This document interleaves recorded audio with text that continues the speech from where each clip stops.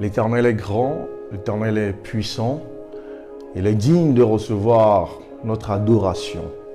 Et c'est par sa grâce que nous sommes vivants, c'est par sa grâce que nous sommes pardonnés.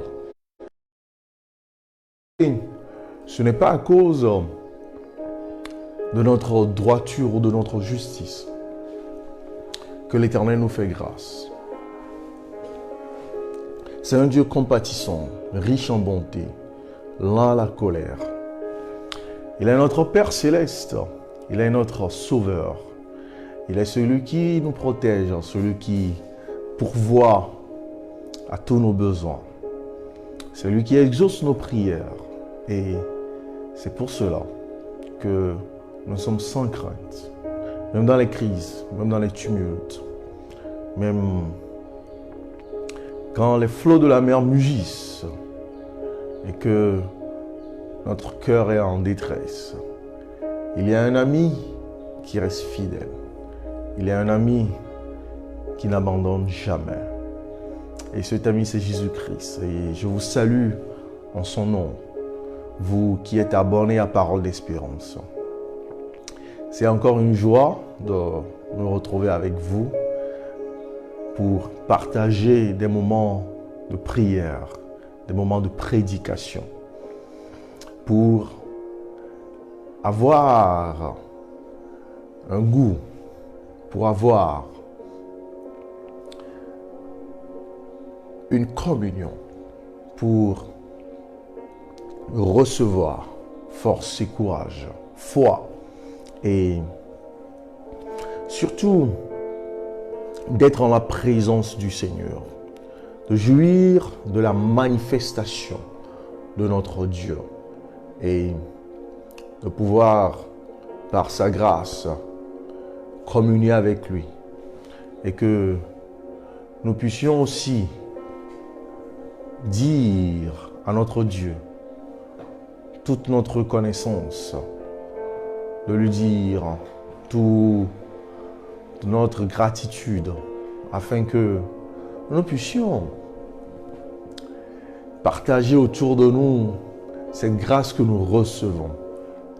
Parce que notre Dieu est un Dieu d'amour et tous ceux qui viennent à lui sont aussi remplis de cet amour, car c'est un fleuve d'eau jaillissant qui coule en nous et à travers nous lorsque nous rencontrons Jésus. Écoutez un peu ce qu'il dit à la femme samaritaine dans Jean chapitre 4. Il dit au verset 14, « Mais celui qui boira de l'eau que je lui donnerai n'aura jamais soif.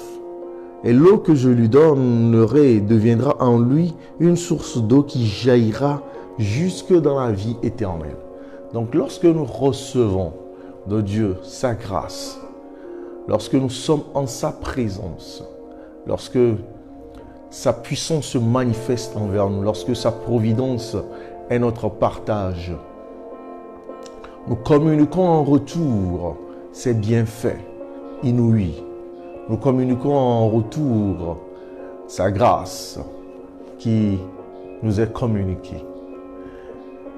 Je suis très heureux de pouvoir partager alors ce moment avec nous parce que Jésus dit, là où 2 ou 3 personnes sont réunies en mon nom, je suis au milieu d'eux. Et c'est pour cela que je vous remercie, vous tous qui êtes connectés en ce moment, vous tous qui nous suivez, où que vous soyez, dans le confort de votre maison, dans votre voiture ou en déplacement, en Afrique comme en Europe ou en Amérique, ou même en Asie, que le Seigneur puisse, par sa grâce, nous toucher et nous transformer. Nous allons lire encore, comme le faisons d'habitude, les merveilles de la parole de Dieu, pour pouvoir exprimer avec ceux par qui Dieu est passé pour nous communiquer sa parole, notre gratitude envers ce divin bienfaiteur. Il dit dans le psaume 92 au verset 2 et 3 et 4, il est beau de louer l'Éternel et de célébrer ton nom au très haut, d'annoncer le matin ta bonté et ta fidélité pendant les nuits, sur l'instrument à 10 cordes et sur le luth, au son de la harpe. Il est beau de célébrer l'Éternel, car l'Éternel est pour nous un bienfaiteur sans pareil. Il nous protège, il pourvoit à nos besoins, il nous conduit, il nous conseille, il nous fait marcher dans de verts pâturages, il nous conduit près des eaux paisibles, il restaure notre âme. Même dans la crise, il est notre secours. Il est celui qui vient et qui par sa main toute puissante nous délivre, nous guérit, nous console, nous réconforte. Car bien de personnes passent par des temps tumultueux. J'ai eu une sœur avec qui nous avons prié pendant ces derniers jours pour la guérison et la restauration de son père. Et l'Éternel a fait un miracle. Le père est rentré à la maison.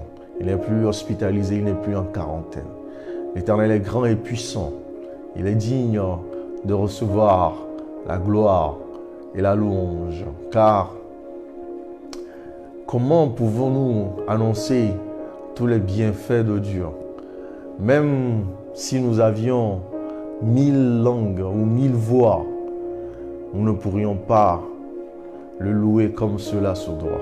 C'est pour cela que Paul nous exhorte à faire quelque chose de particulier. Il nous exhorte à nous offrir comme des sacrifices vivants à Dieu. C'est ce qu'il dit dans son épître aux Romains, au chapitre 12, du verset 1 à 2. Je vous exhorte donc, frères, par les compassions de Dieu, à offrir vos corps un sacrifice vivant, saint, agréable à Dieu, ce qui sera de votre part un culte raisonnable. Ne vous conformez pas au siècle présent, mais soyez transformés par le renouvellement de l'intelligence, afin que vous discerniez quelle est la volonté de Dieu, ce qui est bon, agréable et parfait. Ah oui, vous savez, c'est super de servir l'Éternel, c'est super de lui offrir un culte, car il est digne d'être adoré, il est digne d'être honoré, d'être loué. Mais quelle est la meilleure forme d'adoration? C'est pouvoir nous offrir en sacrifice vivant, nous abandonner comme un agneau qui doit être immolé, qui n'a plus sa volonté à faire rugir, mais qui a la merci de celui entre les mains qu'il se trouve. Vous savez, nous avons ce libre arbitre de choisir ce que nous voulons, de faire ce que nous voulons. Mais le Dieu qui nous a créés, qui nous a sauvés et qui nous console est celui à qui nous devons allégeance. Et c'est pour cela que Paul nous dit de nous offrir comme un sacrifice vivant, saint, agréable à Dieu, ce qui sera de votre part un culte raisonnable. C'est ce culte que Dieu veut. C'est pour cela qu'il disait lui-même dans Jean chapitre 4 que ceux qui doivent adorer le Père doivent l'adorer en esprit et en vérité. Au verset 23. Et il dit, ce sont là les adorateurs que le Père demande. Dieu est esprit et il faut que ceux qui l'adorent en esprit et en vérité. Nous ne voyons pas Dieu. Nous ne pouvons pas le toucher. Mais nous pouvons sentir sa présence. Nous pouvons voir la manifestation de sa puissance. Nous pouvons entendre sa voix nous guider. Nous pouvons le ressentir à nos côtés. Nous voyons sa main nous délivrer lorsque nous prions à lui. Et c'est pour cela que cela doit être fait dans la vérité, pas dans l'hypocrisie, ni dans le mensonge. Et c'est pour cela qu'en ce moment, je vais vous inviter à prier avec moi, afin que nous puissions nous offrir à Dieu, afin que nous puissions nous abandonner à lui, afin que nous puissions lui dire, Père, que ta volonté seule soit faite. Car ta grâce nous comble. Lui offrir notre cœur sans partage, afin qu'il puisse y régner en maître souverain. Que nous puissions le prêter allégeance, afin que lui seul nous dirige, nous guide, nous garde, nous contrôle. Ah oui, en ce moment, confessez à Jésus-Christ que vous voulez qu'il soit souverain dans votre vie. Que vous ne voulez pas vous diriger selon votre conscience ou votre intelligence, ou selon vos désirs, ou selon les pratiques du monde ou de qui que ce soit, mais que lui qui vous a créé, lui qui vous a racheté, puisse vous conduire, puisse vous guider, puisse vous contrôler, puisse vous guider, puisse agir en vous. Abandonnez-vous au Seigneur en ce moment. Demandez-lui de régner en maître souverain. Et que vous le promettez de ne suivre que lui. De ne faire que ce qu'il veut, non ce que vous voulez. Afin que sa puissance puisse se manifester en vous et à travers vous. Afin que son esprit puisse vous guider, vous diriger. Car il dit, tu entendras derrière toi une voix qui te dit, voici le chemin, marchez-y. Demandons à Dieu d'enlever toute corruption de ton âme, toute volupté de ton esprit, tout orgueil, tout égoïsme de ton être, et de te communiquer sa sainteté, sa pureté, sa perfection, son caractère, son image, sa ressemblance. Afin que si tu vis, que ce ne soit plus toi qui vives, mais que ce soit Christ qui vit en toi. Qu'est-ce que ce cœur que tu ne veux pas abandonner a de si précieux? L'égoïsme, l'orgueil, la corruption. Demande à Dieu de le prendre et de le transformer. Quelles sont les aspirations de ton cœur? Quels sont les désirs de ton âme? Sont-ils en conformité avec la volonté de notre Père Céleste? Demande à Dieu, en ce moment même, de pouvoir tout contrôler. D'avoir la mainmise sur toi. Et d'enlever toute impureté. D'enlever toute convoitise. Tout esprit adultère. Tout esprit de mensonge. Tout esprit de vol. Tout esprit d'orgueil, d'arrogance. Tout esprit de malhonnêteté. Oh, demande à Dieu de te guider sur l'étroite voie, car il dit, étroite est la voie qui mène au salut, mais large est la voie qui mène à la perdition. Mais sur cette voie, beaucoup y sont. Demande à Dieu de faire de toi les rares personnes qui marchent dans l'intégrité de ses voies, dans l'humilité devant lui, selon ses commandements.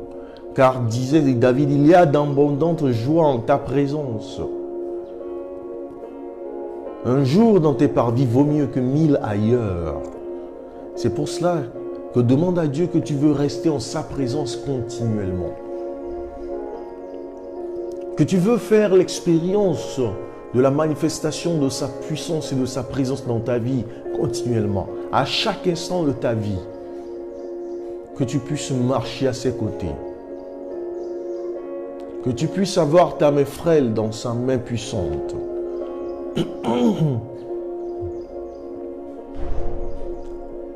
Demande à Dieu que ton ange ne se sépare jamais de toi.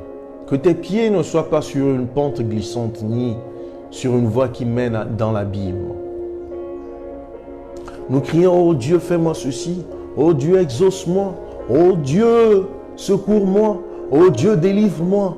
Oh Dieu, protège-moi. Oh Dieu, fais-moi cela. Oh Dieu, accorde-moi ceci.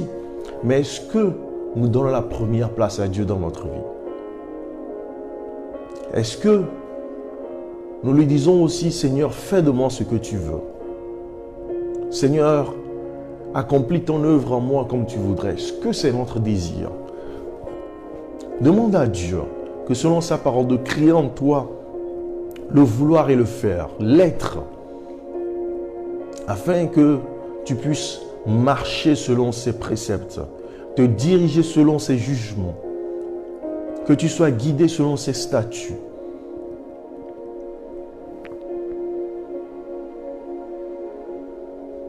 Ah oui, Jésus a dit, tout ce que vous demanderez en mon nom, je vous l'accorderai, afin que mon Père soit glorifié. Jacques a dit que nous demandons, mais nous ne recevons pas parce que nous demandons pour nos passions, pour assouvir nos désirs égoïstes, pour vivre dans la corruption. Parce que l'amour du monde est inimitié contre Dieu.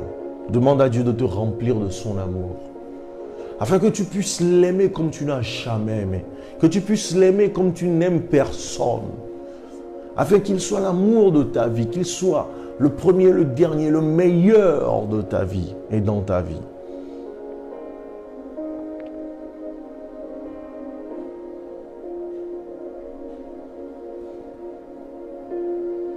Demande à Dieu de te donner la capacité de l'aimer de tout ton cœur, de tout ton être, de toute ton âme, de tout ton esprit, de toute ta force. Tout au long de ta vie, que jamais tu n'erres loin de lui, que jamais tu ne te retrouves hors de sa volonté.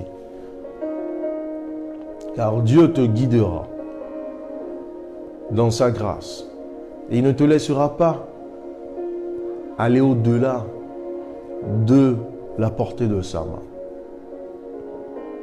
Mais tu devras t'abandonner à lui.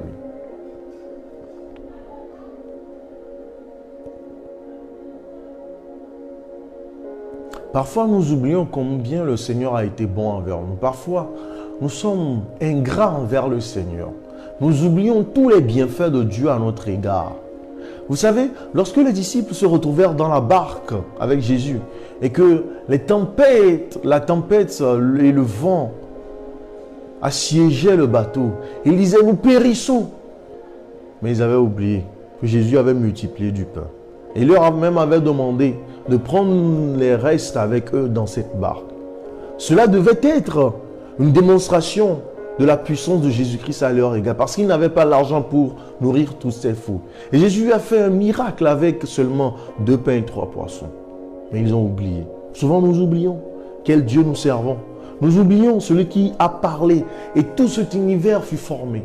Souvent nous oublions la portée, la dimension de la grandeur et de la puissance de notre Dieu. Oui, nous le comparons à nos génies ou à nos savants ou à nos leaders ou à nos gouvernants ou à nos célébrités ou à nos stars ou à nos idoles. Non, Dieu est tout puissant. Son nom c'est El Shaddai, son nom c'est Elohim, son nom c'est Jéhovah Jireh. Il a parlé et ce monde fut. Les nuages subsistent par sa parole. Le soleil subsiste par sa puissance. Ah oui, c'est par lui et en lui que toutes choses ont été créées pour lui.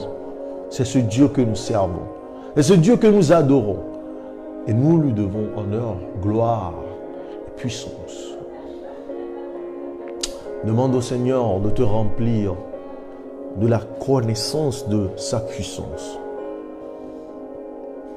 Que ton âme puisse le célébrer selon l'immensité de sa grandeur. Que tu puisses le servir, à la hauteur de sa personne. Ah oui, il est notre Dieu. Il est notre Père. Il est notre Créateur et notre Rédempteur. Il est notre Consolateur. Abandonne-toi à lui. Éternel, tu entends cette prière de ton fils ou de ta fille. Éternel, tu as dit que tu ne rejetteras pas ceux qui viennent à toi. C'est toi-même qui nous as lancé l'invitation selon laquelle tu nous dis de venir à toi. Nous tous qui sommes fatigués, chargés, oui, nous sommes fatigués du péché, nous sommes chargés de corruption.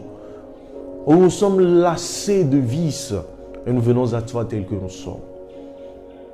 Tu as dit que ton fardeau est léger et ton joug est doux. Oh oui.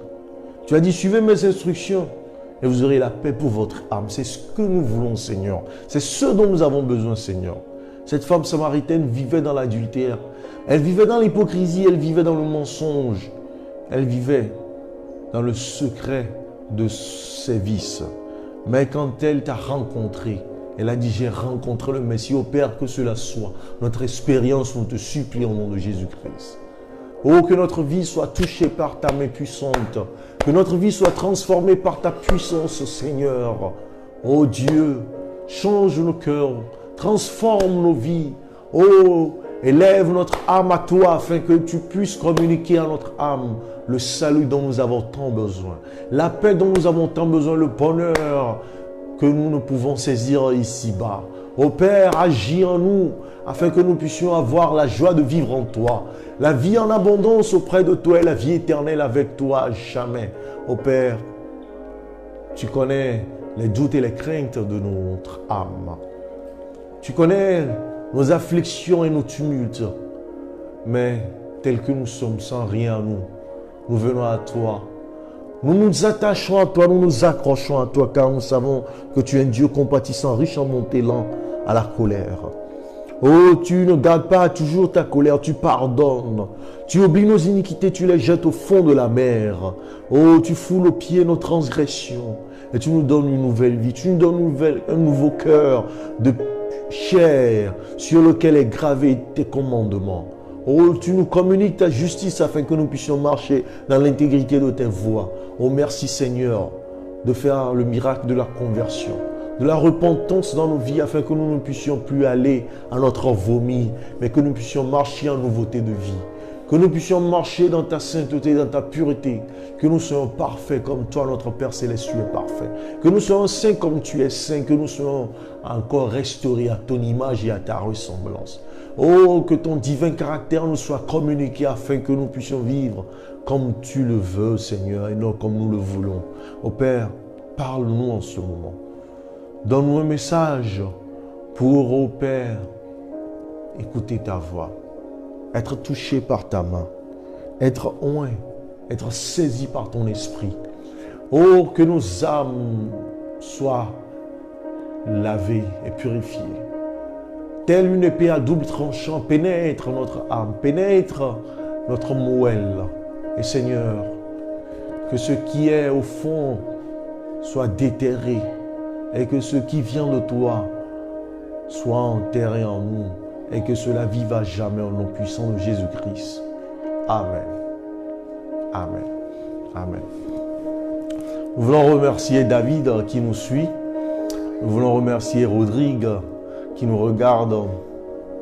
Prince qui est avec nous. Vous pouvez inviter vos amis. Vous pouvez démarrer des séances de vidéo. Vous pouvez envoyer juste un message à vos contacts pour leur dire que nous sommes en live et qu'ils peuvent nous suivre. Alors aujourd'hui, le message que l'Éternel m'a demandé de partager avec vous concerne la transformation de sa présence. Meghan n'était qu'une actrice. C'est vrai que nous l'avons connue dans la série Suite. Mais tout d'un coup, sa vie a changé. Elle n'était plus l'actrice sur les écrans de télé, mais elle devait devenir la princesse du royaume britannique. Son prince charmant avait porté ses yeux sur elle et sa vie allait tout d'un coup changer.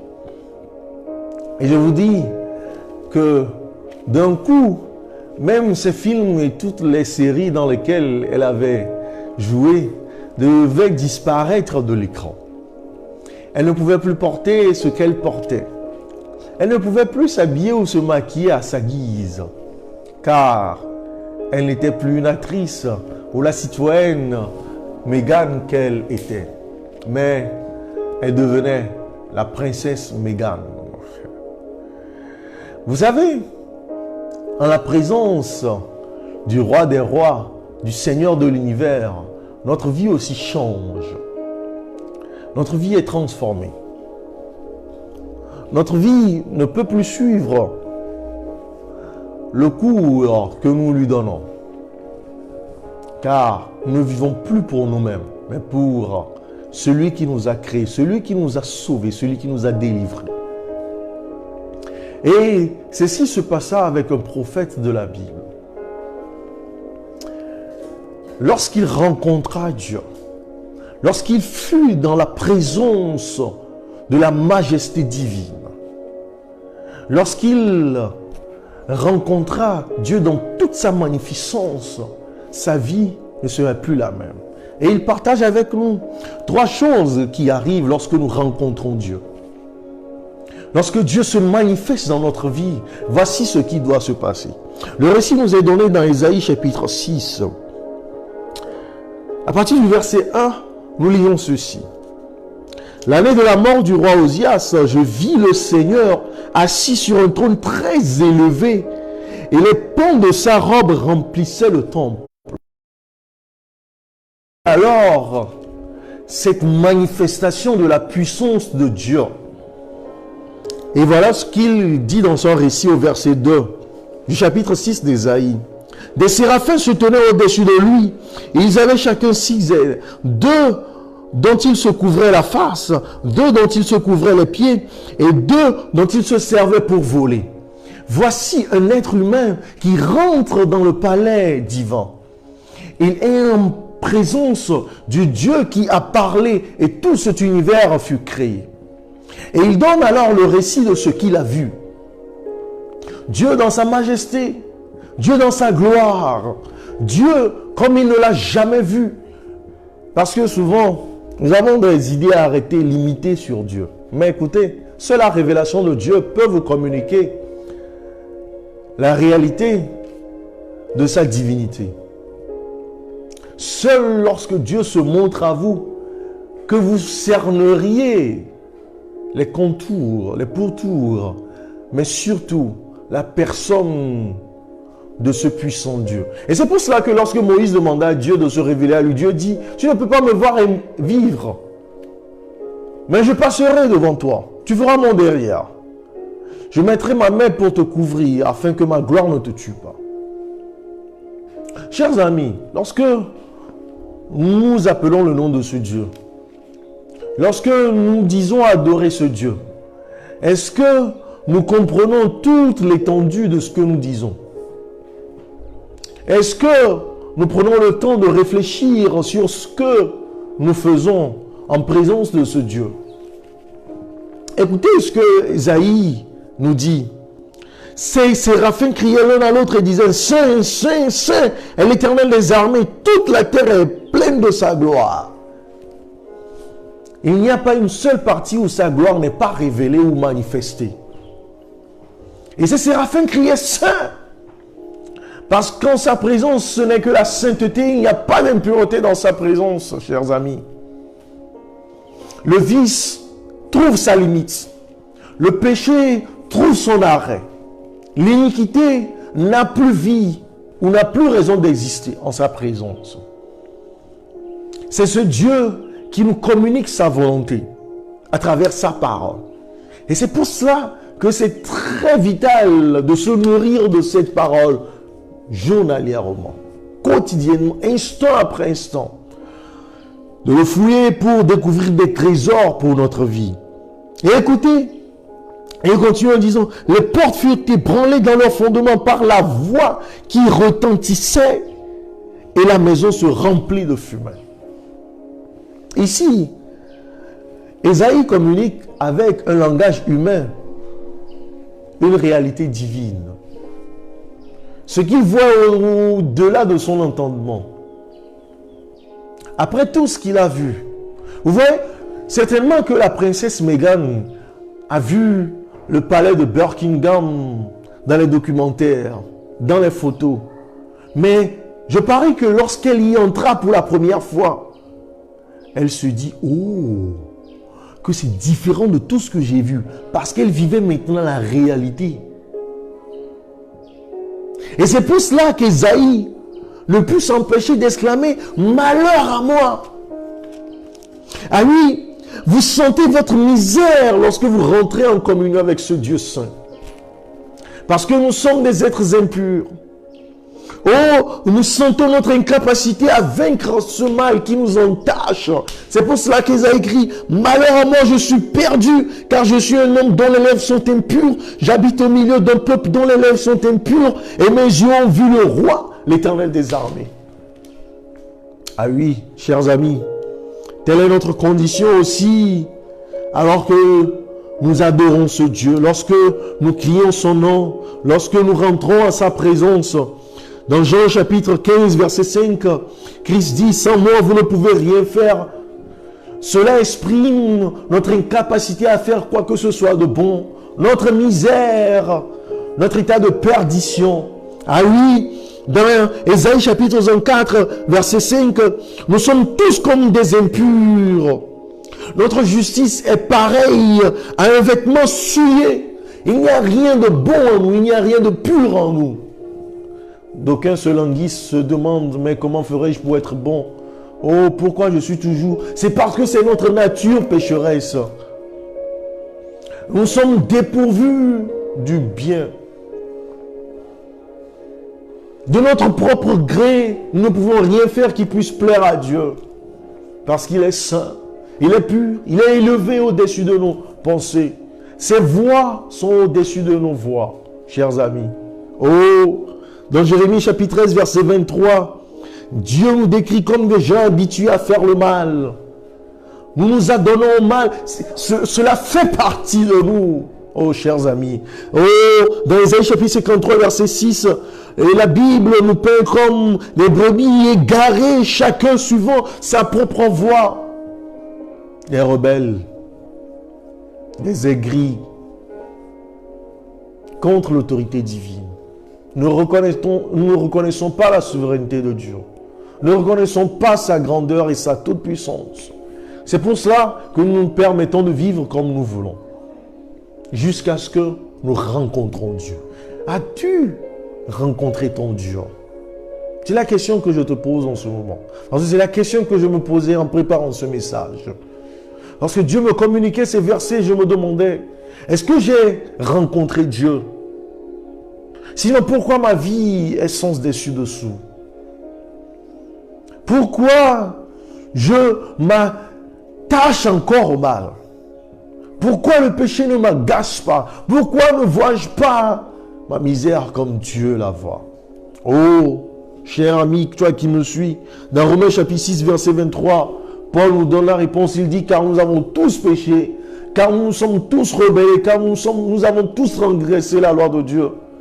Et que nous avons été privés de sa gloire, sinon nous aurions compris notre état, sinon nous aurions découvert que nous sommes des êtres impurs, des êtres indignes, des êtres misérables, et que nous avons besoin de sauveur, que nous avons besoin de secours, que nous avons besoin de ce Dieu à chaque instant, que nous avons besoin d'être guidés par ce Créateur, par ce Sauveur, par ce Consolateur.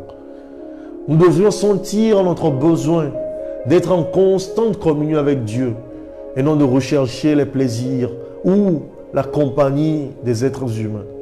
Que nous devons passer plus de temps à chercher ce Dieu qui nous communiquera sa force et sa sainteté, au lieu de passer tant de temps sur Netflix et sur Snapchat. Oh, cher ami, la Bible nous dit dans Romains chapitre 7, verset 24, que nous sommes des êtres à donner au mal. Paul dit, misérable que je suis, qui me délivrera de ce corps, de cette mort. Peut-être que c'est votre cri aussi. Peut-être que c'est votre angoisse. Peut-être c'est votre détresse. Car au-delà de tout virus, au-delà de toute situation financière ou conjugale ou professionnelle ou sentimentale, il y a le problème de la misère qu'apporte le péché. Et tous les hommes sont ensevelis dans ce crime. Oh, cher ami, dans Matthieu chapitre 5, versets 3 à 6, Jésus déclare Heureux les pauvres en esprit, car le royaume des cieux est à eux. Heureux les affligés, car ils seront consolés. Heureux les débonnés, car ils hériteront de la terre. Au verset 6 et 8, il dit, heureux ceux qui ont faim et soif de la justice, car ils seront rassasiés. Heureux ceux qui procurent la paix, car ils seront appelés enfants de Dieu. Oh, tout n'est pas perdu pour nous. Il y a de l'espérance en Jésus-Christ pour nous. Si vous sentez votre misère, lorsque vous la sondez, quand vous vous dites, je suis perdu, regarde à Jésus, mon frère, et prends-le pour ton salut. Parce qu'il dit, je ne rejetterai pas ceux qui viennent à moi. Il dit, mon joug est doux et mon fardeau léger. Suivez mes instructions et vous trouverez la paix pour votre âme. Oh oui, David lui-même dit dans le psaume 139, les versets 23 et 24, cette magnifique parole. Aie pitié de nous, Éternel, aie pitié de nous, car nous sommes assez rassasiés de mépris. Notre âme est assez rassasiée des moqueries des orgueilleux, du mépris des humains. Ah oui, nous disons enfants de Dieu, mais nous sommes misérables. Nous faisons ce que Dieu déteste. Oh, nous nous attachons à ce qui déplaît à notre Créateur. Qu'est-ce que nous pouvons faire? Crions de notre misère pour recevoir le salut de lui. Crions au secours, en louant son au Seigneur. Oh, disons-lui toute notre perte, toute notre misère. Il est notre salut. Et c'est ce qu'Isaïe a fait. Il a crié, malheur à moi, je suis perdu car j'ai vu Dieu dans sa gloire. Oh, oh, oh, lorsque nous verrons Dieu dans toute sa gloire, nous verrons que tout n'est que vanité ici-bas. Et qu'il n'y a qu'une seule poursuite qui doit être vitale pour notre existence. C'est la poursuite du bonheur divin. Ah oui, Ésaïe continue en disant, mais l'un des séraphins vola vers moi. Ah. Oh, tenant à la main une pierre ardente qu'il avait prise sur l'autel avec des pincettes. Il en toucha ma bouche et dit, ceci a touché tes lèvres. Ton iniquité est enlevée et ton péché est expié. Alléluia. Oui, lorsque nous sentons notre misère, lorsque nous reconnaissons notre état de perdition, lorsque nous disons à Dieu, sans toi nous ne pouvons rien, lorsque nous sentons notre affliction et notre détresse, ah oui, l'Éternel est juste et miséricordieux. Ah oui, il est compatissant. Tu crois peut-être que Dieu ne peut pas te pardonner, ou que Dieu ne peut pas transformer ta vie. Laisse-moi te dire que tu te leurres. Vous savez, il y a quelques semaines, le père du rock'n'roll décédait. Beaucoup n'ont pas connu sa vie chrétienne. Parce que vous imaginez ce que le rock'n'roll a déversé avec son flot de vices, de corruption ou de perdition. Mais Little Richard, comme on l'appelait, se convertit. Il rencontra Jésus et il lui donna sa vie. Il dit, je ne sers plus les intérêts du mal, mais je vis pour faire le bien. Il parla de ses années de drogue, d'addiction, de promiscuité. Et il dit, seul Jésus peut offrir la vie qui donne la paix inaltérable, ce bonheur divin. Vous savez peut-être que vous êtes jeune, vous êtes adolescent, vous êtes adulte, vous voyez votre vie. Lorsque vous voyez les épisodes précédents de votre feuilleton, vous vous dites, mon cas est perdu.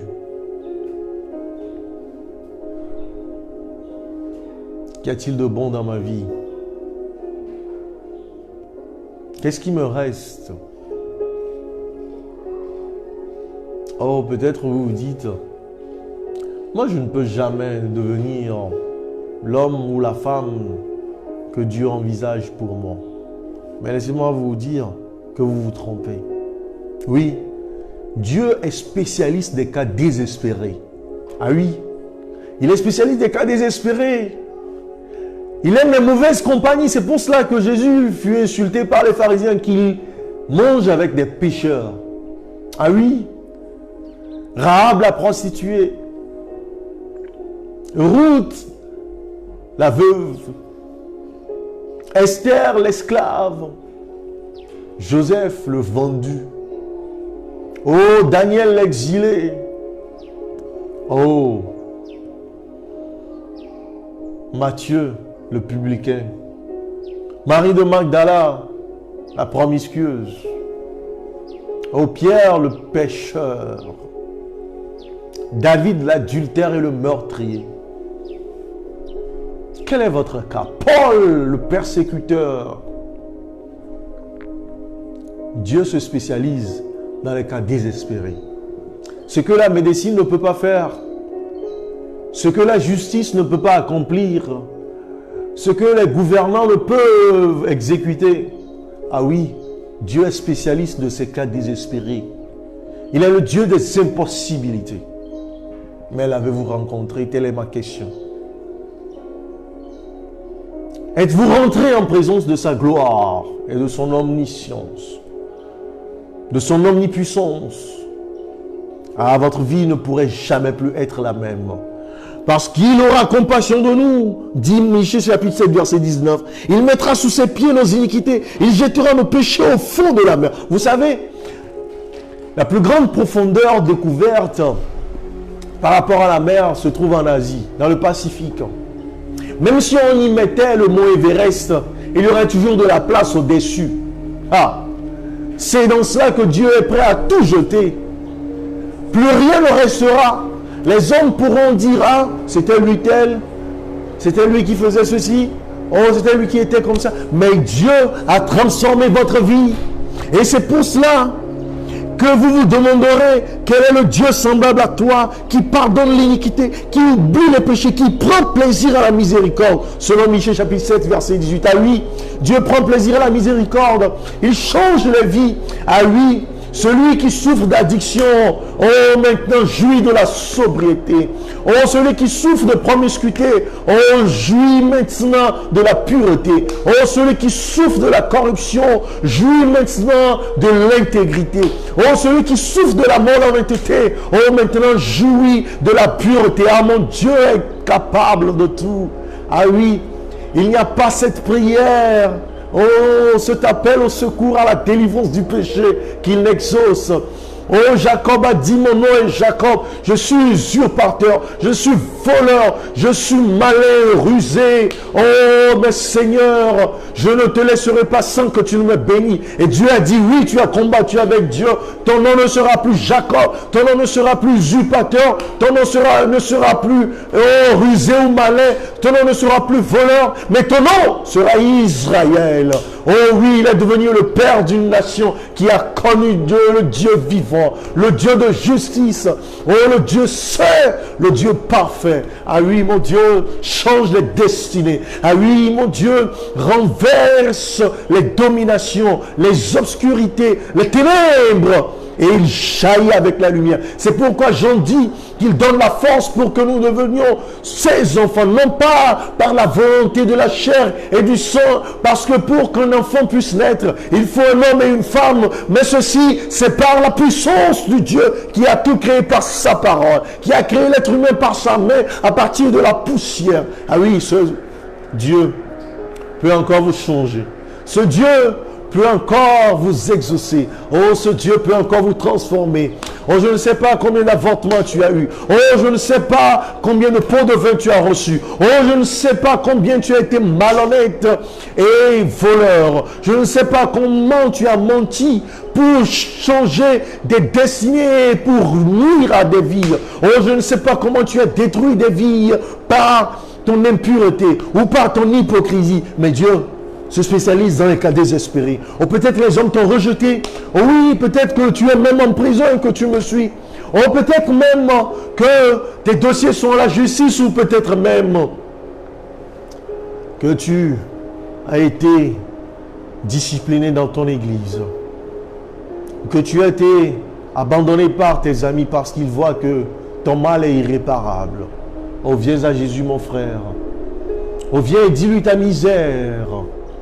Oh, dans Matthieu chapitre 11, verset 28 à 29, il dit venez. Ah oui, c'est l'appel. Il ne dit pas que restez comme vous êtes. Il ne dit pas que restez là où vous êtes. Il dit venez, faites seulement le pas et je viendrai vers vous. Oh, envoyez votre main, envoyez votre prière et vous aurez l'exaucement. Oh, je vous attacherai avec moi pour que vous sentiez cette sainteté, cette pureté, cette perfection. Oh, il dit prenez mon joug sur vous et recevez mes instructions, car je suis doux, humble de cœur et vous trouverez le repos pour vos âmes. Oui, peut-être que vous avez perdu le repos. Peut-être que vous avez perdu la paix. Ou peut-être que vous ne savez plus à quel sein vous vouez, car votre cas est désespéré. Je dis que vous ne trouvez plus le réconfort, même dans votre corruption et dans votre volupté, même dans votre malhonnêteté et dans votre vice. Vous êtes accablé, vous êtes dérangé. Ah oui, parce qu'il n'y a pas de paix pour le méchant. Jésus vous dit, vous trouverez la paix en moi. Venez, confessez que Jésus-Christ est roi. Dites-lui votre péché. Dites-lui combien vous sentez votre misère et combien vous avez besoin de sa compassion, de son pardon. Aujourd'hui, que Dieu ne peut pas vous abandonner tel que vous êtes parce qu'il ne vous a pas créé pour être à la merci du diable, pour être à la merci de la possession démoniaque ou pour être enseveli dans les ténèbres du diable. Ce n'est pas le diable qui vous a créé, c'est Dieu qui vous a créé. Il vous a racheté à un prix, pas avec de l'or comme on achetait les esclaves pour qu'ils appartiennent à leur maître, mais il vous a racheté avec son sang, avec sa propre vie, avec sa propre destinée pour que vous puissiez partager sa perfection, pour que vous puissiez partager dans sa sainteté, dans sa pureté. Oh mon Dieu peut transplanter un cœur nouveau dans votre âme. Il dit dans Jean 1, verset 8 à 9, oh, si seulement ce verset n'existait pas dans la Bible, je serais perdu, car mauvais que je suis, oh, dépourvu de bien que je suis, oh, adonné au mal que je suis. Il dit, si je confesse mes péchés, oh, si je lui dis que je suis malhonnête et hypocrite, oh, si je lui dis que je suis adultère et pervers, oh, si je lui dis combien je mens et je vole, il est fidèle, il est juste, il ne peut pas me rejeter parce que je lui ai avoué ma faute. Vous savez, les hommes vous aiment jusqu'à ce qu'ils découvrent votre caractère mauvais. Ils vous aiment pour ce que vous faites ou pour l'intérêt qu'ils tirent de vous, jusqu'à ce qu'ils découvrent qu'ils ne peuvent plus tirer cet intérêt de vous. Jusqu'à ce qu'ils découvrent que vous ne pouvez plus être à la merci de leur vouloir ou de leur volonté. Et ils vous rejettent. Et ils s'usent de vous. Ils vous utilisent. Et vous abandonnent. Vous rejettent. Mais Dieu n'est pas ainsi. Dieu vous prend quand personne ne veut de vous. Dieu vous prend quand personne ne veut entendre parler de vous. Oh, Dieu vous invite quand tout le monde vous rejette. Oh, Dieu vous attire à lui quand vous êtes rejeté et traité comme un vaurien, un va-nu-pied. Oh, Dieu sait la valeur qui est en vous. Et c'est pour cela qu'il permet que vos scories soient épurées par le feu de son épreuve. Ah oui, parce qu'il a dit qu'aucune tentation ne vous est survenue, qu'il ne vous donne la force de la surmonter. Vous savez, dans Genèse chapitre 1 et 2, il y avait de l'or, il y avait du jaspe, il y avait du béryl, il y avait des pierres précieuses. Mais Dieu a choisi la poussière. Lui, il choisit les choses viles pour faire éclater sa puissance. Et vous voyez le ciel immense, vous voyez la voûte étoilée, oh, vous voyez les astres radieux, oh, vous voyez l'immensité, la grandeur de l'océan et du firmament. Et vous vous exclamez, oh, que c'est grand, oh, que c'est génial, oh, que c'est merveilleux. Vous voyez des oiseaux, vous voyez des chiens. Oui, les hommes ont accordent plus de valeur à ces choses qu'à l'être humain. Mais Dieu a parlé et ils existent. Pour vous, Dieu s'est sali. Il a mis ses mains dans la poussière et il a soufflé son souffle de vie. Son image et sa ressemblance, il le lui a communiqué. Vous êtes précieux à ses yeux. Vous êtes la prunelle de ses yeux. C'est-à-dire que dans le mot hébreu, prunelle, ce n'est pas en fait ce que nous avons aujourd'hui. Vous ne pouvez pas le faire pour quelqu'un que vous détestez ou que vous haïssez. Vous ne pouvez que le faire avec un proche ou un bien-aimé. Lorsque vous vous regardez, la science dit, la psychologie dit, que vous donnez un écart de main. C'est pour cela qu'il parle aujourd'hui de distanciation sociale. Sinon, nous n'avions besoin que de distanciation physique pour ne pas communiquer le virus. Mais il parle de distanciation sociale parce que c'est comme ça que l'homme est. Il rejette ce qui peut lui causer du mal. Donc, vous ne pouvez pas vous approcher. C'est pour ça que vous embrassez quelqu'un que vous n'aimez pas ou vous n'avez pas une intimité avec elle. Vous retenez vos parties intimes où il y a un petit écart entre vous. Mais quelqu'un que vous aimez, vous regardez, vous le fixez dans les yeux. C'est pour cela que certains disent, regarde-moi dans les yeux, dis-moi que tu ne m'aimes plus. Ou bien, regarde-moi dans les yeux, dis-moi que tu m'aimes. Ah oui, les femmes sont fans de cela. Les femmes, que Dieu vous bénisse. Ah oui, et lorsque vous fixez cette personne dans les yeux, vous ne regardez plus cette personne, mais vous vous regardez. Vous vous mirez dans le noir de votre œil. Et c'est ce que Dieu disait, que vous êtes sa prunelle. Parce que lorsqu'il vous regarde, il se voit lui-même. Vous avez été créé à son image, à sa ressemblance. Lorsque Dieu vous voit, il se voit, il voit sa puissance qu'il peut utiliser dans votre vie. Il voit sa pureté qu'il peut vous communiquer. Il voit sa sainteté qu'il peut vous donner. Il voit la transformation qu'il peut apporter dans votre vie. Les gens ont amené Marie de Magdala, la femme adultère. Où était l'homme avec qui ils l'ont surpris? Vous voyez la partialité du jugement humain? Mais Jésus a dit, femme, moi non plus je ne te condamne. Va et ne pêche plus. Dieu voyait en Marie de Magdala une disciple, alors qu'on voyait en elle une prostituée. Dieu voyait en Marie de Magdala une mère de famille, alors qu'on ne voyait que d'elle de la bonne chair. Jésus voyait en Marie de Magdala une personne qui serait sauvée pour l'éternité, alors que la foule ne voyait qu'une condamnée à la mort. Comment est-ce que les gens vous voient? Comment est-ce que vous vous voyez? Et comment est-ce que Dieu vous voit? Lorsque vous venez à lui, lorsque vous sentez votre misère, lorsque vous sentez votre perdition, il ne rejette pas toujours, non. Il a compassion.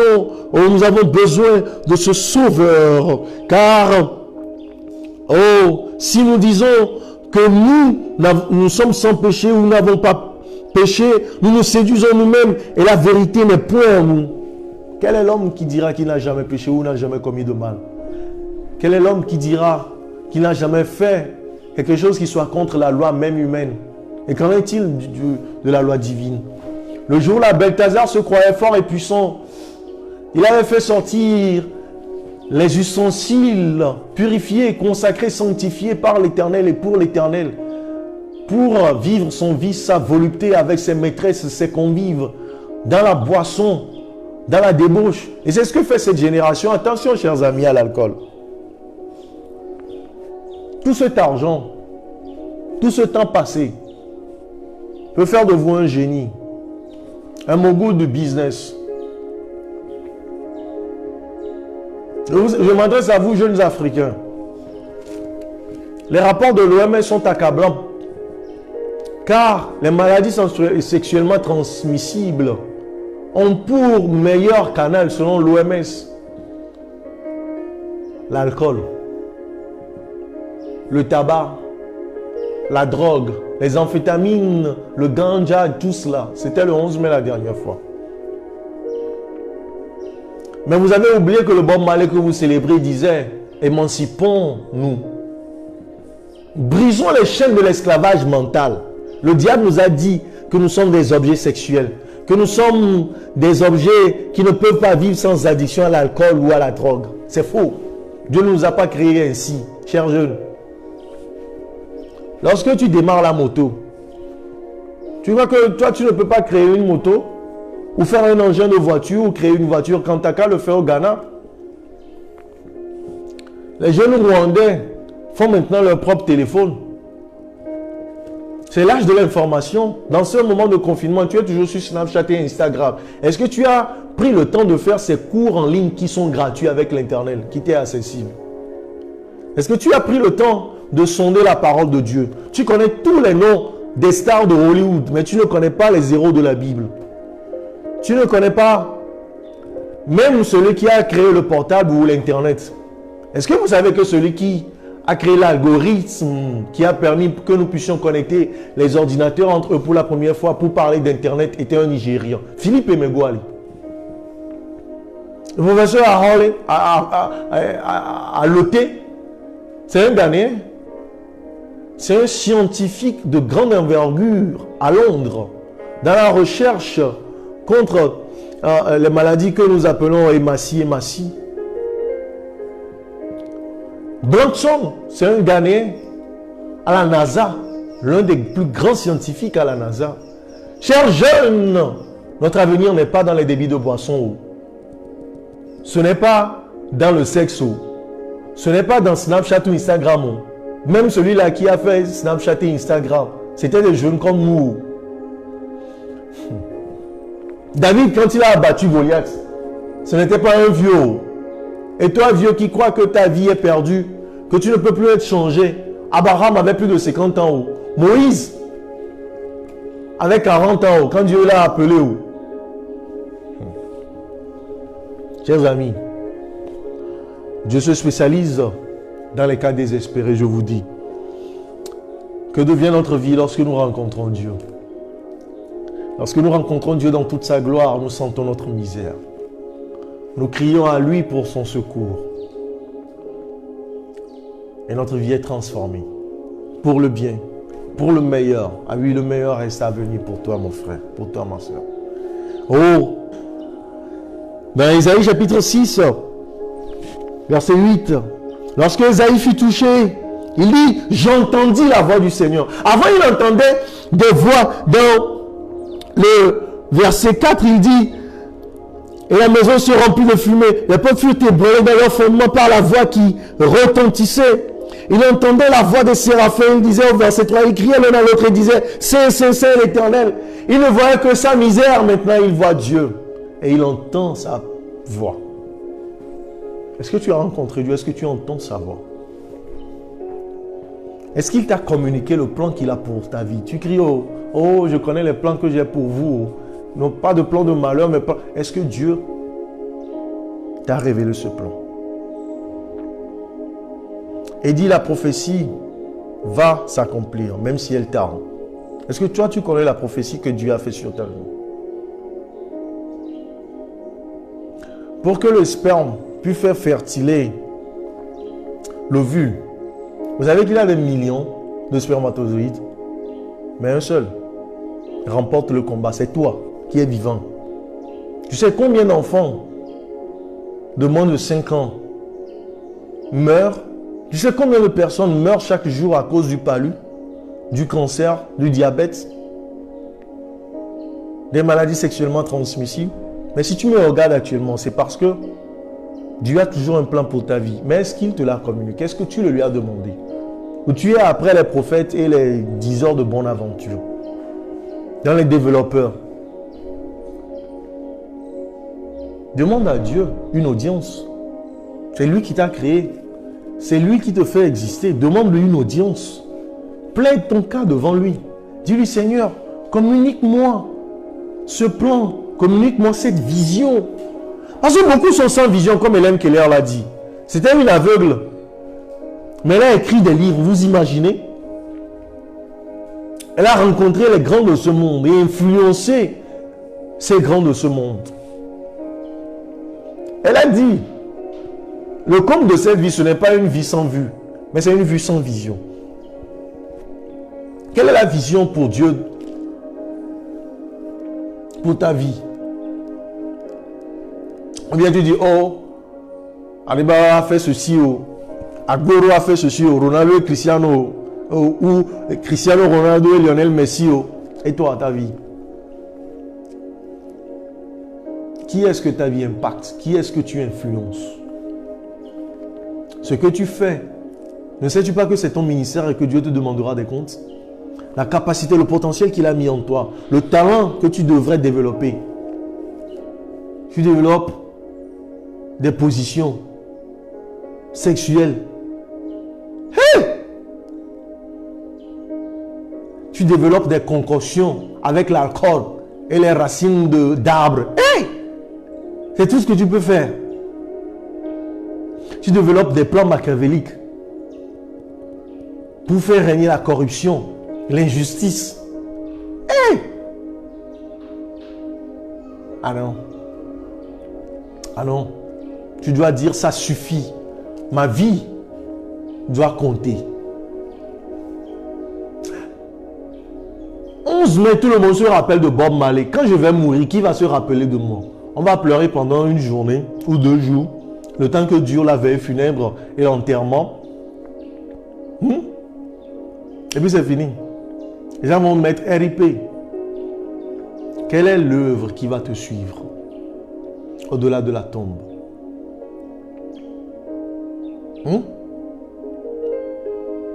Qu'est-ce que les gens profitent de ton talent? En quoi tu as un bénéfice, un plus-value pour ta génération? Écoute Ésaïe. Ésaïe dit, après qu'il eut été touché, j'entendis la voix du Seigneur disant, qui enverrai-je et qui marchera pour nous? Je répondis, me voici, envoie-moi. Ce doit être ton cri en ce moment. Dieu est à la recherche d'un plus que vainqueur. Dieu est à la recherche d'un faiseur de différence. Dieu est à la recherche d'un influenceur pour la positivité dans cette génération malade et négative. Dieu est à la recherche du prochain inventeur pour alléger les souffrances humaines. Actuellement, nous vivons une crise de famine parce que l'Est de l'Afrique, qui est un grand panier, est attaqué par des sauterelles. Quelle est la technologie que nous pouvons développer? Actuellement, nous parlons de crise Covid-19. Les gens ne savent plus à quel sens se vouer. Est-ce que tu peux développer une application qui pourra servir pour vite détecter les cas, pour vite faire la prise en charge, pour vite faire venir l'aide dont on a besoin? La faim tue plus que le Covid-19. Quelle est la technologie ou quelle est cette ferme que tu peux développer pour que nous ayons suffisamment à manger, pour que nous ne parlions plus de sous-alimentation, de malnutrition? Aujourd'hui, on dit que les prophètes, les pasteurs sont des voleurs, des corrompus, des vicieux. Est-ce que Dieu t'a appelé pour faire la différence dans ce milieu, avec la sainteté, la pureté, l'onction de Jean-Baptiste? Aujourd'hui, nous crions que les politiciens sont des voleurs, sont sans vision. Est-ce que toi, Dieu t'a appelé pour faire la différence, pour que tu montres par l'intégrité, l'honnêteté, ce que doit être le leadership? Que fais-tu de ton don, de ton talent? Tu écris seulement, j'ai l'honneur. À la fin du mois, c'est une paix. Tu rentres, tu te contentes d'avoir un petit copain ou une femme. Et la vie continue, tu fais des enfants. Tu ne fais aucune différence. Le monde n'a pas besoin de tes services. Jeff Bezos a commencé Amazon dans un garage avec un seul ordinateur. Aujourd'hui, c'est des millions d'employés. C'est des milliards de produits et d'argent.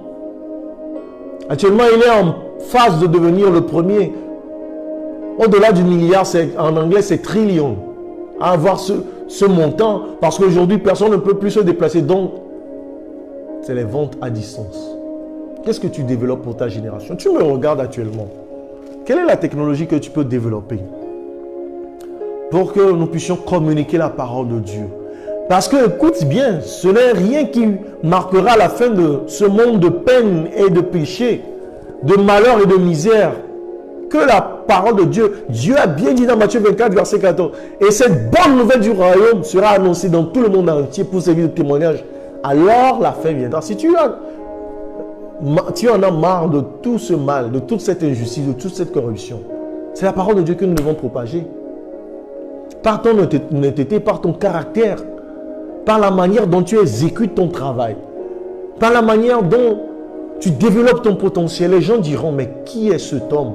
Comme Daniel, comme Néhémie. Et ils voudront connaître ton Dieu. Est-ce que ta religion attire les gens ou fait que les gens ont marre entendre parler de Dieu?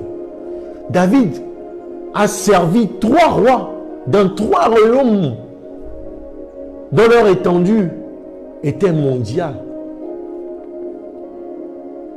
Et tous ces empereurs le connaissaient pour son intégrité, pour son intelligence supérieure, pour sa dévotion à son Dieu. Et ils fléchirent les genoux devant son Dieu. Quel est ton cas aujourd'hui? Ah oui, vous abandonnez comme le roi l'a fait dans 1 Roi chapitre 20 verset 4. Il dit, je t'appartiens avec tout ce que j'ai. Est-ce que c'est ce que vous dites à Dieu ou est-ce que vous dites à l'alcool ou au sexe? Vous dites aux filles ou au gars, prends-moi cadeau. Ce n'est pas ce gars qui peut garantir ton avenir. Ta destinée éternelle ne se repose pas dans ses mains, dans la main de ton patron ou de ta maîtresse. Non. C'est à Dieu qui t'a créé, qui t'a sauvé, qui t'a régénéré. Et il dit, viens à moi. Dis-lui, je t'appartiens avec tout ce que j'ai, tout ce que je suis. Oh, nous devons nous exclamer, comme dans Jean 15, verset 14, où Jésus dit, vous êtes mes amis si vous faites ce que je vous commande. Je dois dire que je suis l'ami de Dieu. Je suis l'ami de Jésus-Christ. Je suis l'attaché personnel du roi de l'univers. Oh, je suis l'aide, le bras droit du créateur de l'univers. Alléluia. Oh, vous devez vous demander, comme Paul s'est posé cette question dans Actes chapitre 9, verset 6. Seigneur, que veux-tu que je fasse? Pour qu'il vous donne le plan. Oh, c'est ce que Joseph a fait. Et Dieu lui a communiqué la vision pour l'Égypte. C'était la première puissance mondiale en ce temps.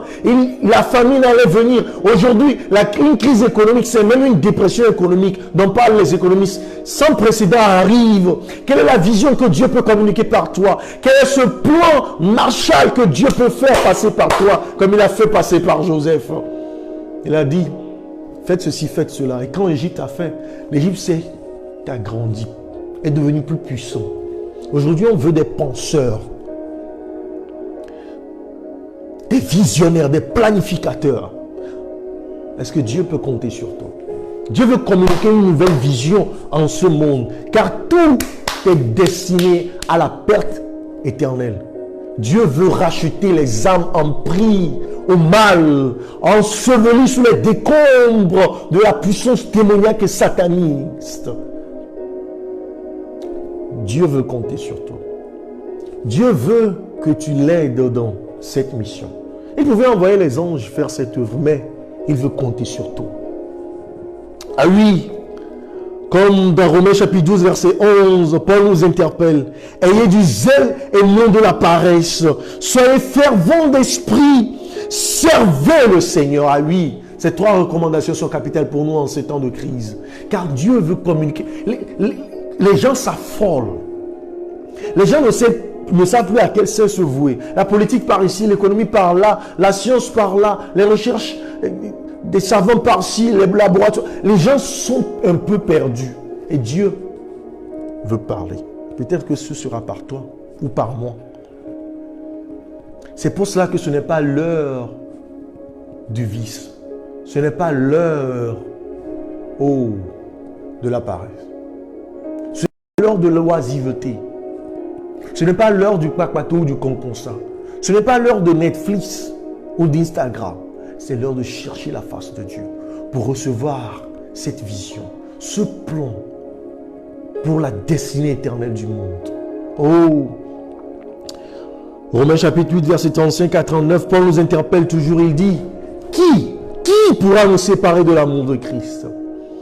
Nous serons disposés à aller au bout avec et pour Christ, avec une vision intrinsèque. Du fond de nous, nous sentirons notre misère. Avec une vision verticale, nous crierons à Dieu pour qu'il nous communique sa vision, pour qu'il nous communique sa puissance et son potentiel. Une vision horizontale, afin que nous puissions aller le servir aux yeux des humains et de notre génération. Dieu nous appelle. Dieu t'appelle en ce moment. Est-ce que tu veux répondre à cet appel?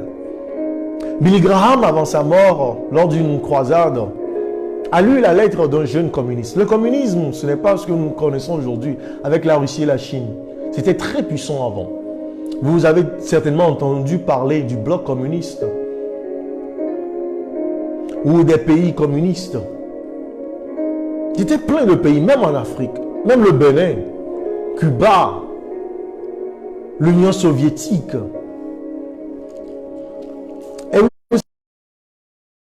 Il n'y avait pas affaire de religion. C'était affaire d'ingéniosité, de technologie. Mais c'était un temps de persécution. Vous connaissez des noms comme Staline ou Lénine rentraient dans le mauvais parti, dans le mauvais récit de l'histoire. Et les gens étaient dévoués 24 heures sur 24 pour cette cause, qu'ils vont faire régner cette suprématie sur le monde entier. Il suffit de peu pour qu'ils réussissent. Mais c'était sans compter sur la main de Dieu, parce que Dieu est souverain. Il est tout puissant. Personne ne peut partager cette gloire avec lui. C'est lui qui a tout créé. Le jeune aimait tellement une femme et lui avait promis le mariage. Il était parti pour étudier à l'université. Il envoyait des lettres à cette femme. Un jour, hélas, la fille reçut une lettre qui n'était pas une lettre d'amour à son endroit, mais c'était une lettre d'amour, mais pour une cause. Il disait dans cette lettre: je suis marié à une nouvelle femme. Et cette femme s'appelle le communisme. Je vis pour le communisme. Je suis prêt à mourir pour le communisme. Je ferai tout en mon pouvoir pour faire régner le communisme. Ma vie, mon intellectuel, ma force, mes biens, mon argent, mon temps ne servent plus qu'à cette cause. Oublie-moi. Ah oui. Les gens ont vécu pour des idéologies. Nelson Mandela, lorsqu'il parut pour son jugement, dit: je ne vis que pour cette cause et je suis prêt à mourir si cela devrait être le cas. Est-ce que vous êtes prêt à vivre et à mourir pour une cause qui vous dépasse, votre personne, ou votre potentiel, ou votre talent, ou ce que vous vivez actuellement? Je vais vous présenter une cause qui est éternelle, qui ne connaîtra pas de fin. Parce que Dieu vient régner. Et c'est un jeune intellectuel qui nous dit cela. C'est un jeune homme d'État qui nous dit cela. Il était gouverneur.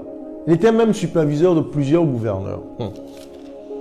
Il a travaillé pour plusieurs rois dont les territoires s'étendaient sur le monde entier. Sa connaissance était supérieure lorsqu'il était à l'université à tous ceux qui étudiaient avec lui. Mais il était esclave, exilé. Vous savez ce qu'il a dit? Il a dit ceci. Dans Daniel chapitre 2, au verset 44. Dans le temps de ces rois, et nous sommes dans ce temps-là, je vous expliquerai ça dans les directs prochains.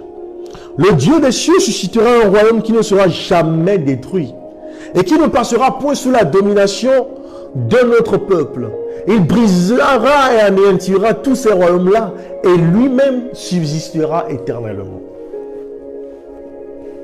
Les gens parlent de la fin du monde. Elon Musk prépare des vaisseaux pour que nous allons vivre sur d'autres planètes. Même Virgin Airways. Les gens développent des technologies. Vous savez, les vrais riches en ce moment de crise sont allés sur leurs îles ou se sont cachés dans leurs bunkers. Mais lorsque la trompette finale sonnera, nous n'aurons qu'une seule destinée, éternelle. Le salut ou la perdition. Et de façon perpétuelle, éternelle. Et c'est pour cela que Dieu dit: si tu entends ma voix, n'endurcis pas ton cœur. Ouvre-moi ton cœur, je veux y entrer, je veux demeurer avec toi. C'est le cri de Dieu. Venez à lui tel que vous êtes, pour faire cette expérience unique en son genre. Cette transformation de destinée.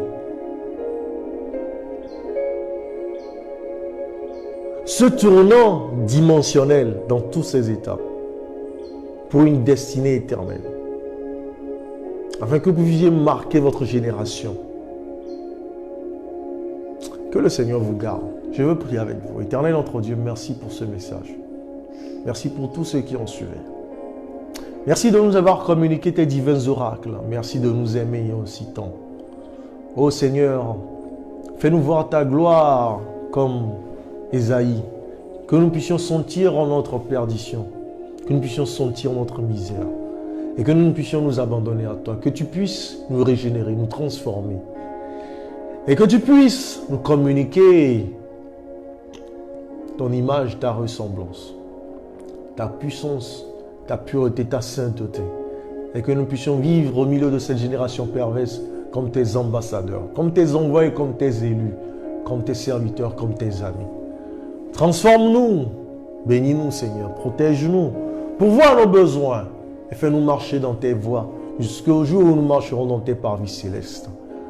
Touche nos vies, change nos vies et que ta gloire règne éternellement et qu'elle se révèle en nous et à travers nous au nom puissant de Jésus-Christ.